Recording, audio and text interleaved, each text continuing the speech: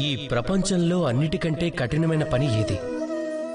కొందరంటారు పర్వతాల్ని ఎక్కటం, మరికొందరంటారు ఈత కొట్టడం, ఇంకొందరంటారు ఎగరడం. వీటిల్లో నిజంగా కష్టమైన పని ఏది? గమనించి చూస్తే అన్నీ కూడా కొంచెం విభిన్నంగానే ఉంటాయి. ఏ పనినైతే మనం చేయటానికి కొంచెం భిన్నంగా భావిస్తామో దాన్ని మనం కఠినమైనది అనుకుంటాం. ఎలా అయితే ఈత యొక్క కళ భిన్నం, ఎలా అయితే ఎక్కే కళ భిన్నం, ఇక ఎగిరే కళ భిన్నం.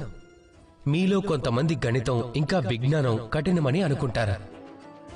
వాస్తవానికి ఇవి సాహిత్యం కంటే కొంచెం భిన్నంగానే ఉంటాయి, కఠినం మాత్రం కాదు. నిజానికి ఈ ప్రపంచంలో కఠినమైనది ఏదీ లేదు, కేవలం ఒకదానికొకటి భిన్నంగా ఉంటాయి. ఉదాహరణకి కొంతమంది లేదా సంబంధీకులు కాని, ఒక్కొక్కరి ఆలోచన, వారి విచారాలు కాని అప్పుడప్పుడు అవి మనకి అర్థం కావు. మన ఆలోచన విచారానికి వారు భిన్నంగా ఉంటారు కాబట్టి.